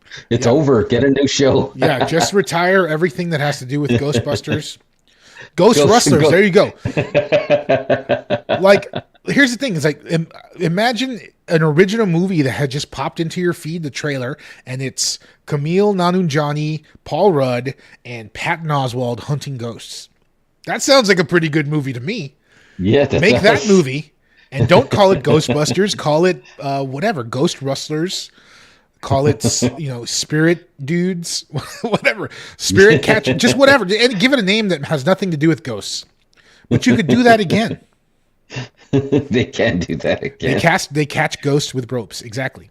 So they have like ghosts. They have a whole different thing. But I'm just saying the potential is like unlimited. There is we're streaming here on YouTube Shorts or whatever, but if you go, there's other feeds here. I'm sure you could scroll up and you'll go to people hunting ghosts live right now. Yeah. On a feed. As we speak. That's, how can Ghostbusters exist when that exists? That's what, that didn't exist before. You're 100% right. Yeah. I mean, Ghostbusters was way before Zach Bagans. Exactly. Which changed. Yeah, and he added some legitimate. He's like the David Blaine of Ghostbusters. He made people believe again. Yeah. So how do you make a movie about it? And again, the tone of Ghostbusters, when you watch it, it's all over the place. It's weird. Bill Murray, for all how hilarious he is in the movie, he's only that good in the movie because he did not want to be there. He thought he was about to win an Oscar, and he's like, "This is the dumbest thing I've ever done," and he would refuse to read the lines and just ad-libbed every scene. So that movie just came together on accident. Which is that was some we were talking about that Blues Brothers, Caddyshack. Exactly. Some of the greatest movies were accidents. Exactly. So anyway, yes, no, I didn't see it yet, but I'll probably watch it on Netflix. We'll see. That was a big month for IP because then we had Godzilla X Kong. The X is silent. The New Empire. Yeah. That's the longest that I've watched a movie where it was pretty much no words spoken, but they were conveying emotions pretty well. Yeah. But I don't know. It was fine for what it is. I mean, they could still be doing so much more. That was the tough sell for this movie. And again, it wasn't bad. I didn't dislike it. It was fine. But how do you release a movie like this in the same year that Godzilla -1 is out? Yeah. Exactly. That was hard. Yeah. That was a tough challenge. Yeah, totally. And obviously this is different. They're trying to make a movie to make toys of and, sell shirts to kids. And that's fine. But I think I didn't have any. To me, honestly, out of all the American-made Godzilla movies, this was my favorite. That's fair. It was just the most entertaining. It had only the minimum amount of people because we don't really care about the people, which is crazy because you watch Godzilla -1, you're all about the people in that movie. Oh, so great. But this movie knows what it is. It knows it's just about action fighting. I thought it was funny that all the ape characters were so ugly, and Kong is like super handsome and chiseled. But the rest of them are like bald guys. I thought that was funny. That was pretty funny. Godzilla was cool. The Godzilla running, that was weird, but overall, it was just fine. It was a fine experience. I didn't mind it. I enjoyed it for the most part. It was a fun movie. What is it? Adam Wingard's really got fun needle drops in there. Again, those were good. I won't revisit it. It might come on TNT sometime in the middle of the day, and I'll watch it from the first half hour on. All right, that's fair. Yeah, that's totally fair. But yeah. The same year, Godzilla -1, and then Godzilla -1 minus color, back to back. Which was even better. You never saw the color version, right? No, I only saw the black and white one, and man, it was just phenomenal. It was a lot better. That movie was something that you would watch on a Saturday morning after cartoons, but also a theatrical experience at the same time, and that's not easy. Not easy. Better than Oppenheimer, in my opinion. Yeah, that should be their log line right at the bottom. Did you see John Carpenter came out and said Oppenheimer is overpraised? Oh, I'm glad somebody said it. There, I said. I agree. I did not hear that, my man. No. It's nice when he gets to that stage where no F's are given, right? So he's just I'm just going to say, there, I said it. Yeah. What are you going to do? Take away my prestige? Yeah. Not hire me for your next job, Nolan? Yeah, exactly. Oh, man. So the next one was one we've been looking forward to for a long time, and it ended up being the #1 Shudder movie of all time, on their app. And that was Late Night with the Devil. Late Night with the Devil. Wow, we're already to that. Okay, yeah. That was fun. Now, I think I'm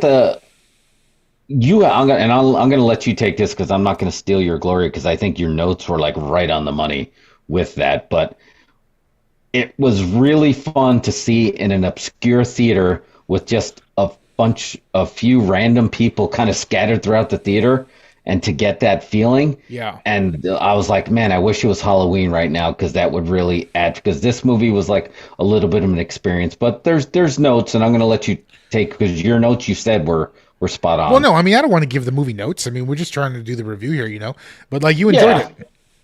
Well, yeah, it would be part of your review. There could have been if they would have done this, but the review of just I think that what they were trying to really recreate that, WNUF and Halloween, that Halloween mixtape, and it just felt a little bit cleaner than that, so that's what made it feel like it would be at the theater. But everything about it was just, it was fun, man. It was a fun movie, and I hope you did get to see it in theaters, but it's just as fun to watch at home. I think it's a really great at-home viewing. I enjoyed it more on Shudder.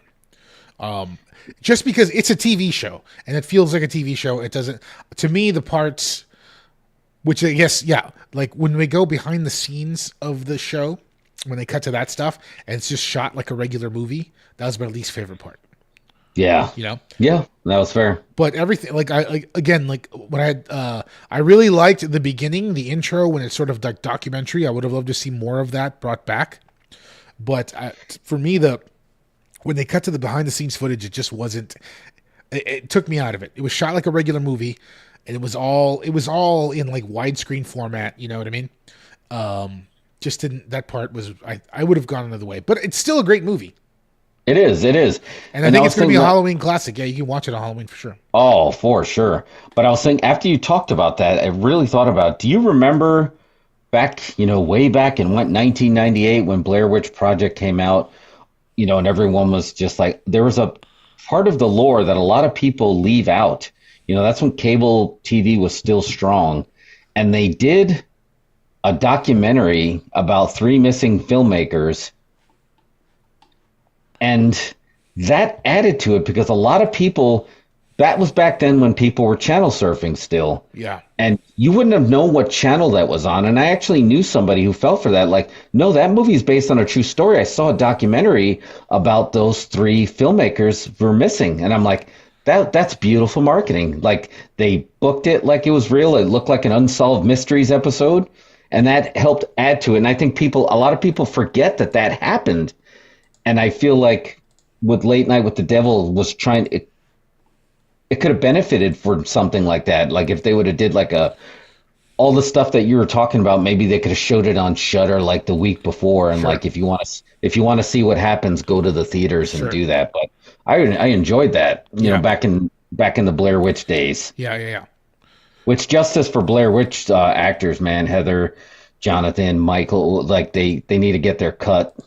They're talking about doing another remake of that, and those guys, to this day, people still talk about Blair Witch, and they didn't get a fair shake. So sign the petition. I know it's floating around out there, and make sure they get their cut.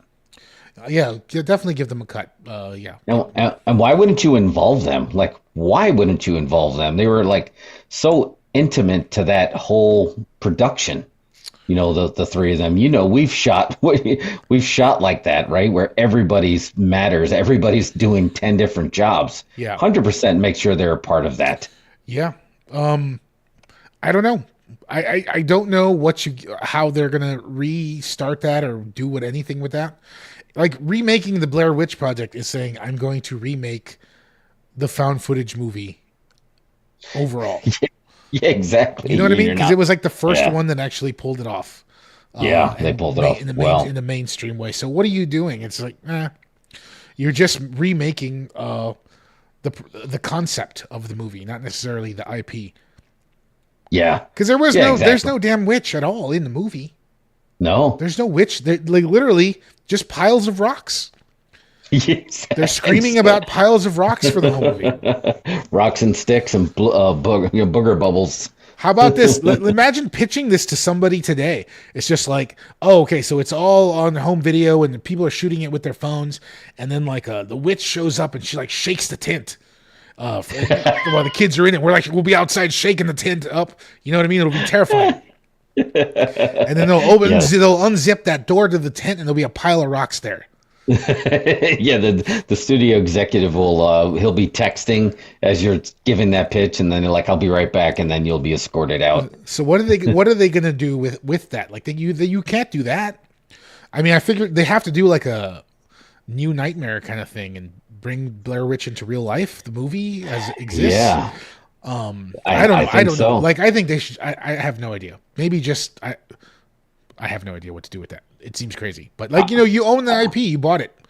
Whoever Lionsgate owns it, so they're like, what do we do with this?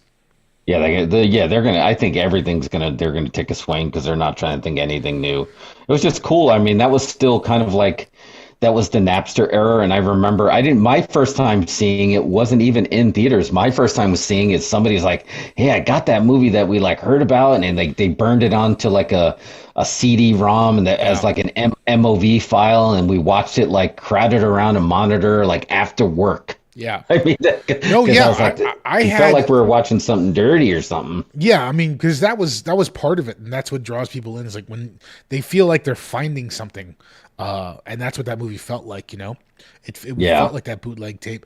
I had a VHS copy of it very early, before it ever hit the theaters, because I had buddies that worked out in LA or whatever, and they sent me a VHS of it.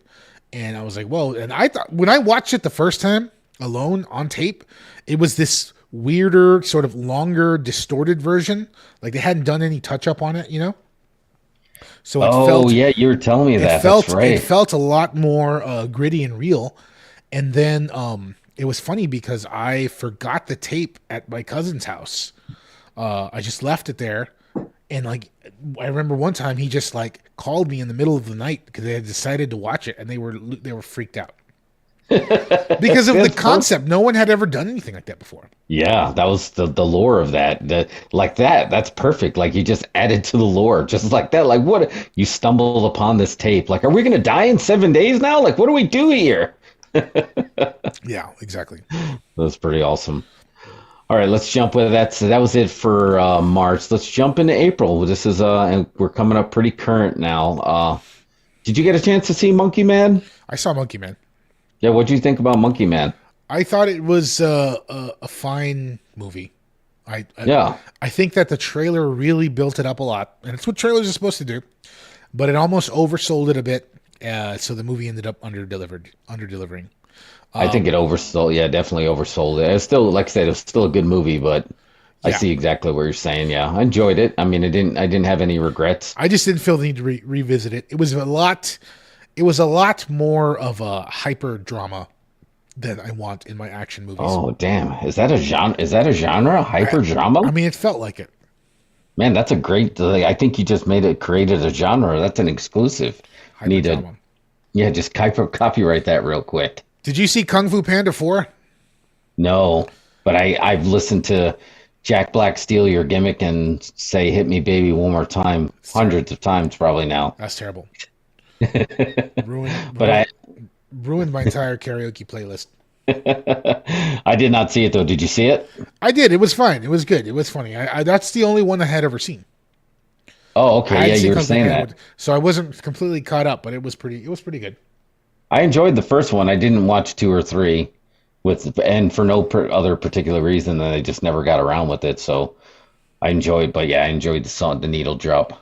My favorite movie, and I'm gonna go out. It's pretty close, but it's definitely my favorite horror movie of the year for sure, and it's up there for just like the best movie experience that I've had so far.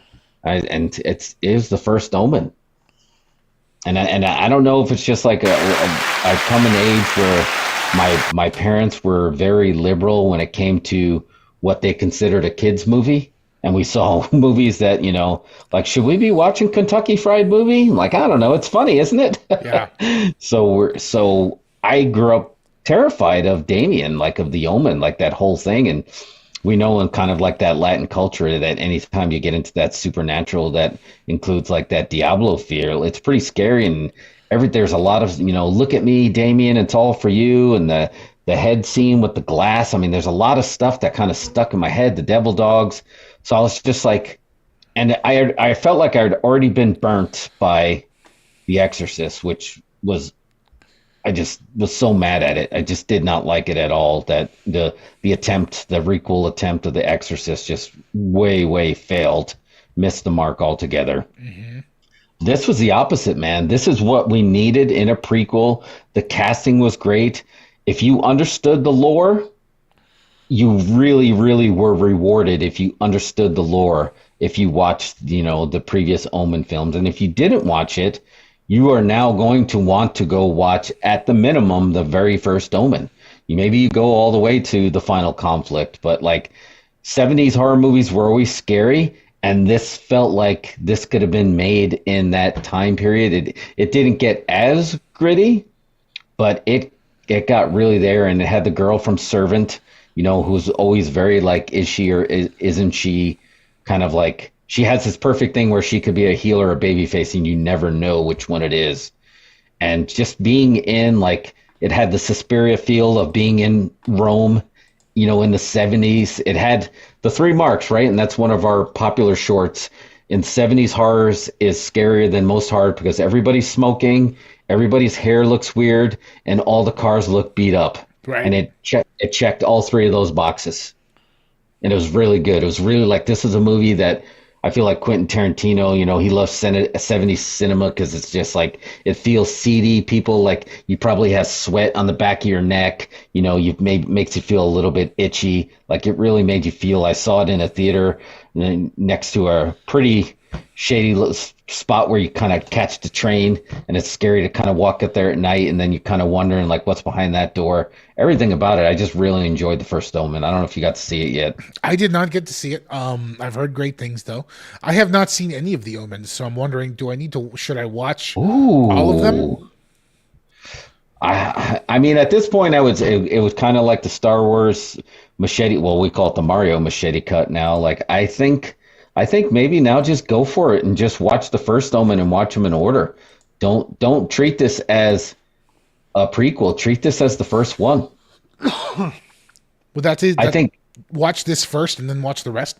But that seems weird because I mean, because the 70s aesthetic of the first one, you think that will? I think this director did a really good job at really making this feel like the 70s. Like, it's not like perfect because, there's something about the film grade. This had nothing to do with like the costume design or the set direction. That was all there. I wish there was a way that you can just like, hey, can you kind of just like mess up the picture a little to make it look a little bit dirtier?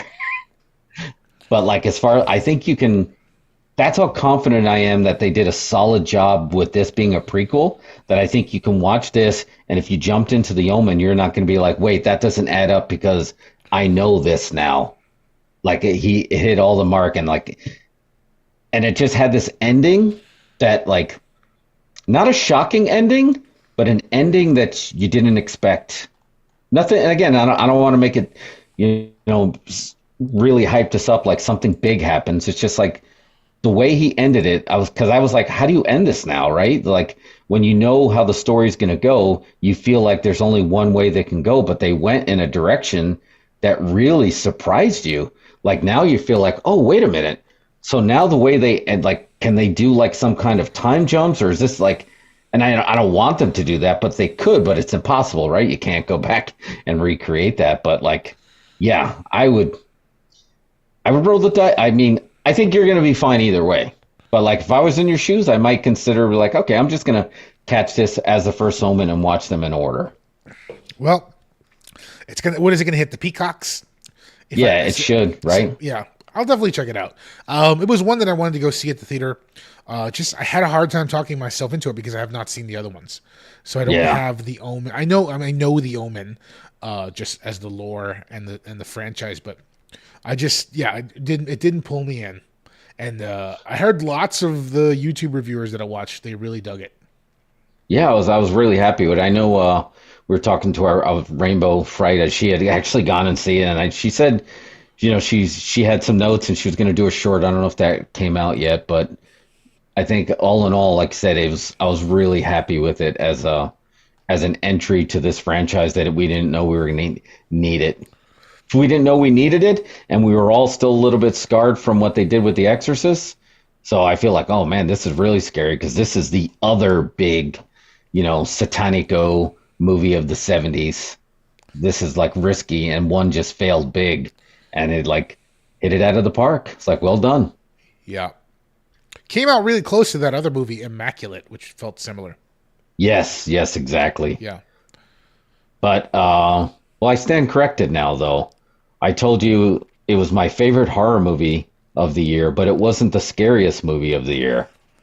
The scariest movie of the year, which is a really good movie, but I'll let you take it on it because it was one of, I told you that movie was great. I loved it. I'll never watch it again. Civil War. Civil War scared you. The scariest movie. I have if I had a trilogy of movies that were terrifying that I won't watch again, that's The Day After, right? I would even maybe consider not Saving Private Ryan, but it was like that's definitely in that same vein too, like hard to rewatch. But Civil War, that dude, what's the actor's name? He's in Black Mirror. Jesse Plemons. Oh, like, it's a pretty small part in there, but it was a very big part of the trailer. I mean, they built the entire marketing campaign around that. Exactly. And he was not even supposed to be in the film. He just showed up because his wife was in the movie. Apparently, somebody else was booked for that part. They canceled, and he's married to Christian. I didn't know. Christian, what's her name? Kristen Stewart? No. Stewart, yeah, no. Watts. No. Kristen Watts. Yes. I didn't know that. Anyway, he's married to her, so he just happened to be there. And it was like, well, they didn't show up. Can you be in the movie, please? Are you kidding me? And no, I'm serious. And he's one of the most memorable parts of that movie is that scene. Yeah. That is unreal. Because, they're doing a next Black Mirror, and they're going to do a sequel to his episode, which was fantastic. But that just was so unsettling. Yeah. It was so unsettling. It just gave you like the chills. And just like, of course, like on an election year, it's like the way you're doing, and just like, if you live in Twitter, what's up? So shout out to our ex-viewers. You realize that if you go down the wrong algorithm rabbit hole, you can find that the world could be a terrifying place. And I feel like we just watched the timeline of like what would happen if it went in that direction. Yeah. It was good. It was it's one of those movies that I really do want to watch again. I feel like it requires multiple viewings to sort of ingest that one. It's, to me, I agree with you in that it's scary, and I think that that's a tone that they kind of build because you don't know who the bad guys are in the movie or what the hell they're fighting about. So it's like it creates this feeling where like everything is tense. You know what I mean? Yeah. It's 100%. You just never know who could be out to get you or whatever. Again, like I said, it's like Walking Dead without the zombies. Yeah, when you said that, I was like, that's it. Like that is exactly the feel that you're getting. Because you said, you told me that watched it, there's a little bit of a swerve, so you kind of said go in there with different expectations. And then I kind of saw what you meant. Like, okay, well, you're not watching the Civil War. This is like the Civil War is like in the middle of it, or you're kind of like you're watching these people navigate the outskirts of that, right, of what's actually happening. And that's why it's like focused on the photographers trying to capture images that tell the story. But it's like we don't really know what's going on. We don't know the backstory of the fight. You know what I mean? We don't know who is in the right. Who's in the right, or maybe that's part of it. We just don't really want to take a side. Nobody's in the right. It's just a fight, a civil war in the country. But that last scene, and I think you called this out, they mixed the gunshots super loud on that soundtrack. Like every gunshot makes you jump. Yeah, that's what I mean. It was probably the most jump scares I've ever had in a movie experience my entire life. Right. I jumped so many times. Yeah. There's interesting stuff going on. And then like that one scene, there's some interesting music cues in there. That you got to digest, I think I need to see it again. I wish I would have seen it twice before the review, but it's worth watching, worth checking out. Oh yeah, no, I think it is. Movie. Yeah. Again, oversold by the trailer. The trailer made it feel like it was going to be this like action, civil, like Independence Day or something. No, but it's A24 trying to get in on blockbuster stuff. They need to make some money. You think that's the type of you think that's an award movie, like it's got that kind of prestige, or no? I think Kirsten Dunst could maybe get nominated. I think the older guy who plays the older reporter. Oh yeah, he was great. He was really good. Maybe really I don't think it's like it's in all that it tried to be not divisive. It's super divisive. So I don't know that it'll be over with the critics down the line. Well, hats off to A24. Like you said, you can't go into this movie and pick a side, and I think that's what's happening right in culture right now a lot, right? You got the Reds versus the Blues, people are wanting to pick sides. So I'm sure if you're going to that movie and thinking that you're going to find a point of view, you might not, because I feel like you're following the journalists that were trying to be neutral, right? And you see the president, and like there's some scenes that make it seem like he's a babyface, and there's some scenes that make him seem like he's a heel, and you don't know what's going on. So you can't really pick sides, and I think that made that movie even easier to watch. Because I think if it would have took one side, then okay, now that's propaganda, and that in an election year it could be propaganda. But I think they navigated right down the middle to make it feel like, no, this is just a film that's going to make you think, and you're not going to wonder what's going on. And I think that's what was so scary. Yeah. The uncertainty of everything was the very scary part that made things tense throughout. Again, I need to see it again. Fair. No, that's fair. Speaking of, you need to see it again. Did you know they remade Don't Tell Mom the Babysitter's Dead? I did hear about that. How wild is that? I mean, whatever. It's like studios are just looking through their videotape inventory, and any titles they got, they're remaking it. They could as easily just remake the concept of the movie without the title. Is it cheaper than just buying a new script that you're like, we'll just take this script and have a script doctor just doctor up the script that we already have? No, because they still got to hire somebody to write the script. But right? they're just trying to have this instant recognizability, which is what you need. It's like there's an immediate factor to that people can latch on to. It's like, this is a remake of that movie we saw at the Dollar Theater when we were in middle school.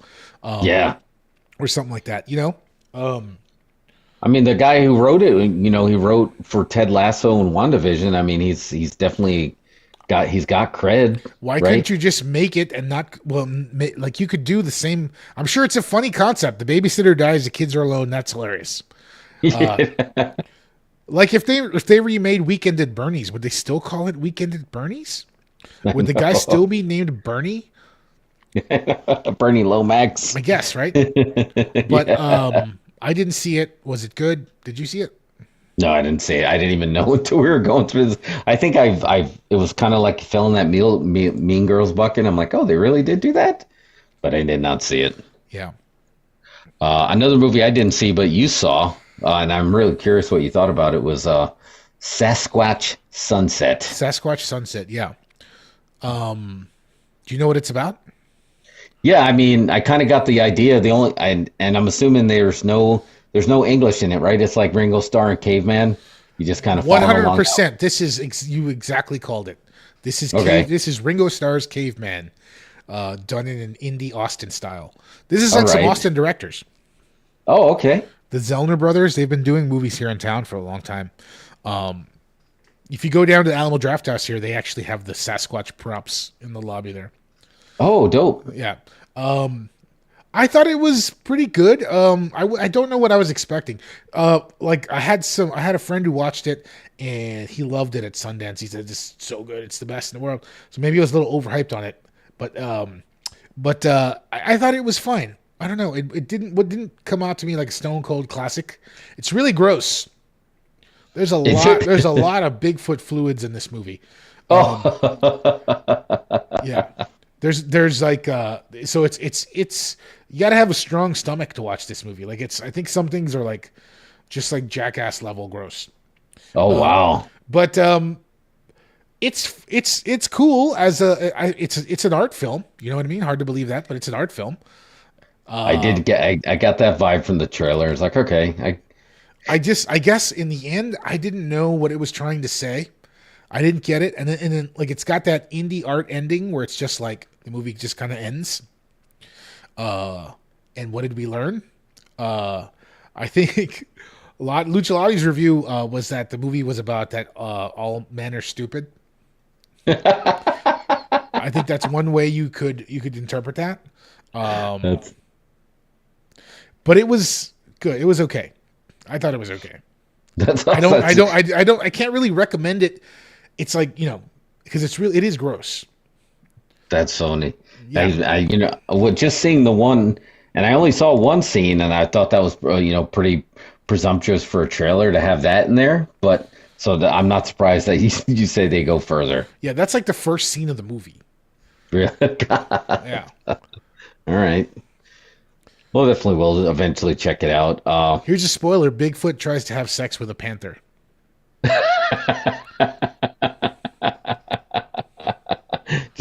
If they would have put that in the trailer, I think that could have gotten more views. That would get people in, right? But they saved it. It's like they're trying to save the best parts. If you want to reveal that Bigfoot had sex with a panther, which is that sounds like an LL Cool J album or something. But what else? What else happens? I don't know. It's a very quiet, small movie. Yeah. It's hard for me to recommend it. Like I don't recommend not seeing it. I wouldn't tell you not to see it. But I didn't say don't see it. I wouldn't say don't see it if it's on and if it interests you and you want to see the Bigfoot thing. It's okay, but like it didn't super win me over. I feel like the actors must have had a really good time, that they were probably loving that. It's just like, oh, we usually only get to do this in improv class. Yeah. Now we're going to make a whole movie about it. Yeah. Don't use your words, use your body. In like 9 hours of makeup every day. Oh, yeah, there's that too. Yeah. Oh, man. All right, we got a couple more here because we're catching up. When will then be now soon, right? We're like in Spaceballs, we're watching VHS and we're almost caught up to when we are.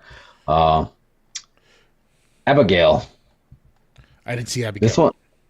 I'm surprised you didn't see it yet. It's this one we've been looking forward to for a long time, right? These are the guys who requeled the Scream franchise successfully. Radio Silence. Radio Silence. And the premise was great. They kind of they spill it all out what's going to happen in the trailer. There's no surprises. My only note was I wonder if they should have found a way to not spill what was going to happen. But I think that's a problem for the movie, right? Yeah, it is, because now you know what's kind of going in there, so there's not going to be a ton of surprises. I think the only reason they did it, right, because they were trying to capitalize on Megan, right? That Megan trailer, when she did her, what they would have considered a TikTok dance, I think they were trying to capture that with the little vampire ballerina girl. Yeah. And it would have been fine if it would have been a surprise. And I liked it. I was just I wanted to love it, but I just liked it. I don't think that they stuck the landing. I would love to have seen, if they had different endings, what the audience tests were low on, because I'm sorry, if this was this is the ending that the audience enjoyed, that would really surprise me, because I felt like they could have went in a couple of different directions. Yeah. So I think sometimes marketing departments just kill the movie. Yeah. They're trying to get the word out and they want people to show up. And it's but I think people now are getting savvy to the fact that certain trailers just spoil the entire movie for you. And when you do that, I think people are, as it is, it's hard to get people in the theater. So it's just well, I know what happens already. I'm not going to go to the theater and spend $20 or $50 total with popcorn and a drink. Yep. To see a movie, I already know what's going to happen. Yeah, and you've done that, right? You walked out of the movies. Okay, I get it. I like this. I see where you're going, and then I leave. Then you've left. Yeah. So someone that's not that. You'd probably feel that with this. You're okay, I kind of see where this is going. I felt that from the trailer. I just that's why it never pulled me in. And I like Radio Silence. I like Melissa Barrera. I think it's super cool. I don't know if you saw this story, but after she got fired from Scream now and all that, she wants to do Scary Movie now. Yeah, I saw that. What That's swerve. awesome. She's got that's a great idea.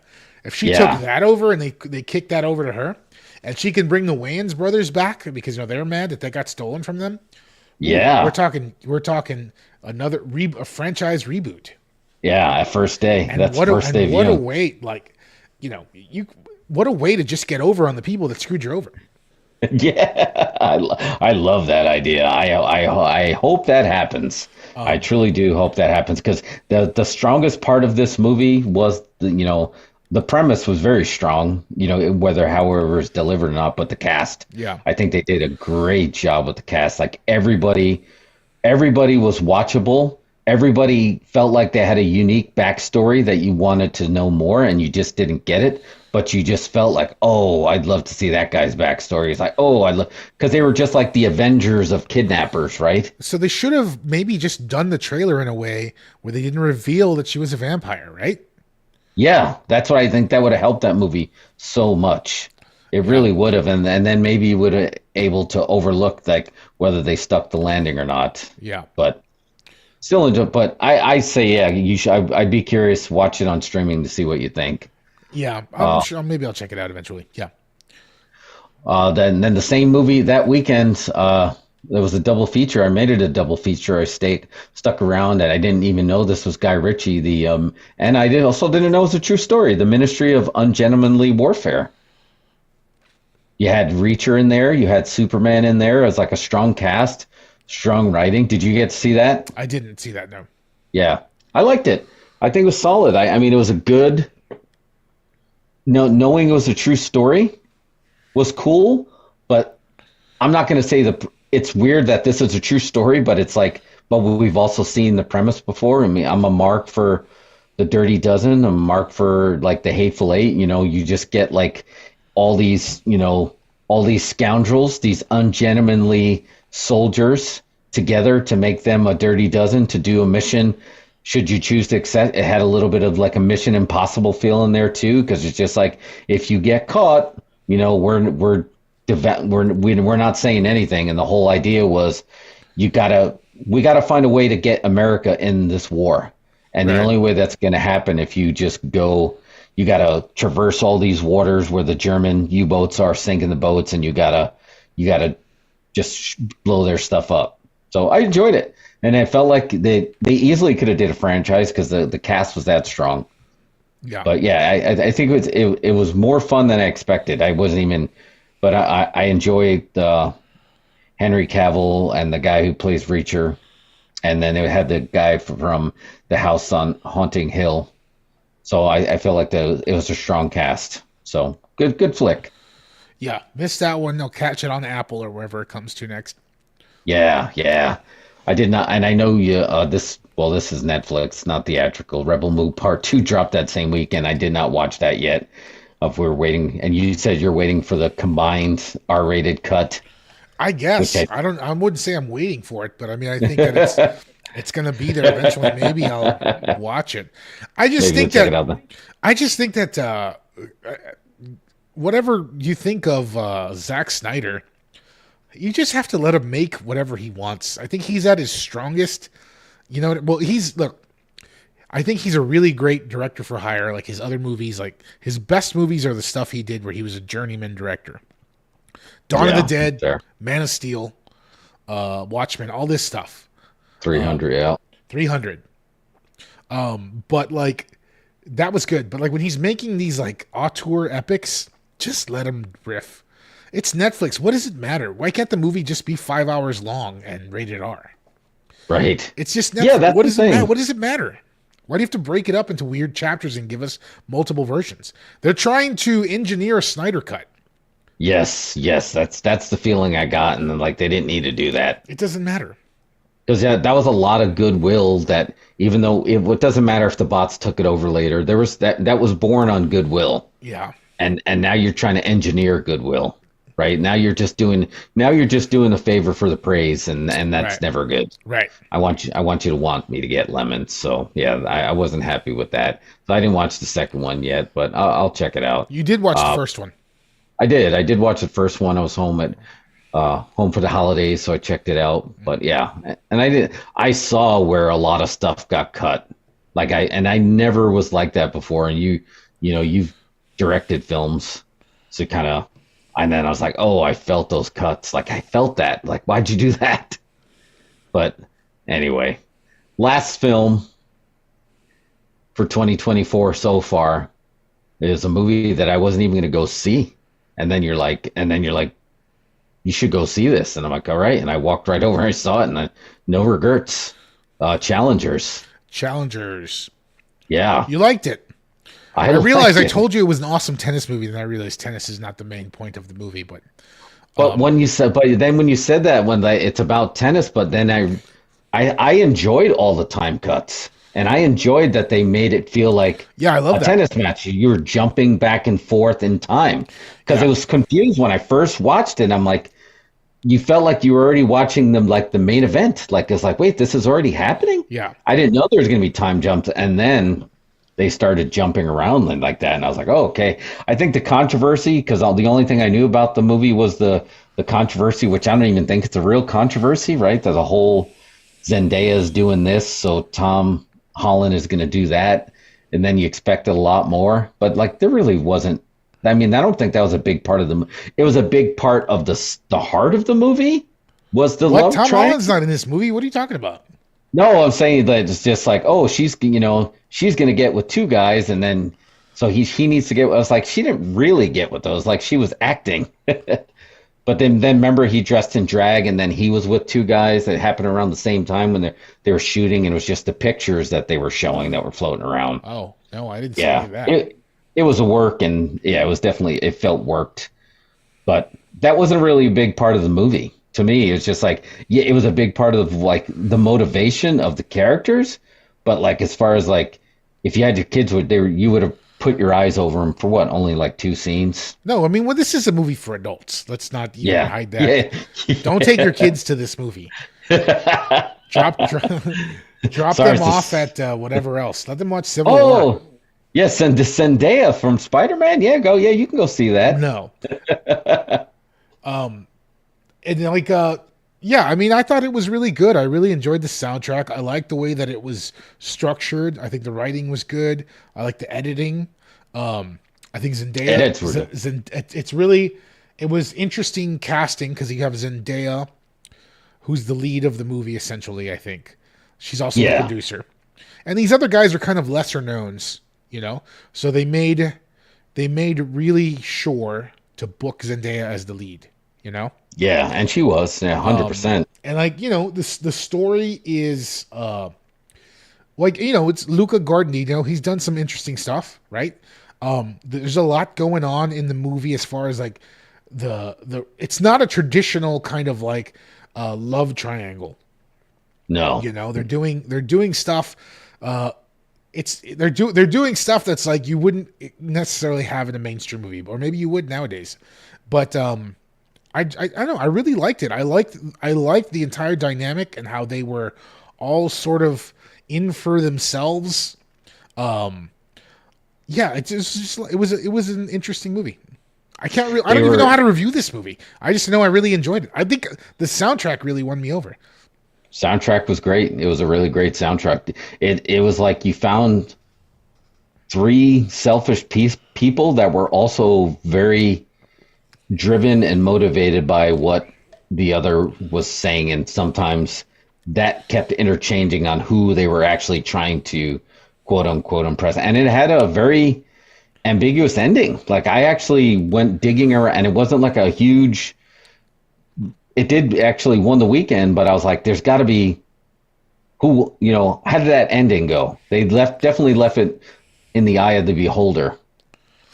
Of I don't know. I don't want to spoil it because I don't want to. If in case someone comes, nobody cares. They can spoil it. You can spoil it. You can't. Yeah, just cares. Like who won the match, right? If you win the match, you win the girl. That's how the movie started, and that's how the movie ended. You win the match, you win the girl. And they were playing mind games the whole time. But then you're like, did they really want the girl? Did they really want each other? And then it was just back and forth and back and forth. And then it just like, she was like poking them because she wanted to see really good tennis. That's how it started. And then that's how it ended. She just wanted to see really good tennis. And we don't know who won that match. Yeah. I think, because it didn't matter, because I feel like the whole thing that she was cheering on was like, because of him revealing that he slept with Zendaya the night before by giving him that code. Yes. It gave him the sort of confidence to just play hard. And then after that Air Jordan sort of whatever happened when they fell on each other, it was, I don't know what, it just turned into a hug. But that was the thing, is like, Zendaya the whole time said, it's like, I don't want to be a homewrecker and come between y'all who were best friends. Right. So yeah, it was just sort of like, it felt like the that was what she was cheering on, is that they were going to become friends again. Yeah, and they did. Yeah, and I we mean, don't know if they did. We didn't see farther. Yeah, we just yeah. Well, I guess we just assumed. And I mean, but yeah, I was like, well, I really. We're not mature enough to review these films. I just really enjoy them. Like, I'm sure there's some well-written pieces about this movie out there that you can check. I'm just saying, I think you'll like it. Don't take your kids. Take your date or whatever, and this is a movie for adults. And there's not that many that they make anymore, so enjoy it. Well, it's funny you say that. The film forum in New York, they used to do this thing on Saturday mornings, like movies for kids that are not kids' movies. Right. So I guess that is also subjective, but I don't know. Yeah, you probably, unless they're into tennis, then maybe, or weird love bisexuality. Yeah, exactly. If kids are into bisexuality and tennis, this is the movie. And that's all. Which could be a thing. I mean, it's 2024. I think we end on that. That's the way to end that. I don't know. Is there any? I think that brings us into next week. We got Fall Guy, Tarot. It's May the Fourth be with you. So there's going to be some Star Wars re-releases. Re-releases are really big. We talked about that. Alien. It's free money. Yeah, it's a movie you already made years ago. You can just throw it in the theater and make a couple mil. Why not? Yeah, but that used to be the debate. Like, why remake a good movie? You're supposed to remake bad movies, and like, well, you could just re-release the good movie again for people who didn't see it. Like, people are loving it. People are loving the Raimi Spider-Mans. Yeah, that's another one that cracked in there. So there's more coming this weekend. So I'm all for it. I mean, we've been doing that anyway all along, right? If there's a screening of an old movie, we catch it anyway. Yeah, and it's good. So it's good to for the rest of the world to enjoy that. Cool, man. I think let's go home. That's a show. That's a wrap. All right, show. We'll see how this experiment turns out going vertical. Yeah. I don't have the outro music. Like I said, I haven't built the full show here yet, so we'll try it out.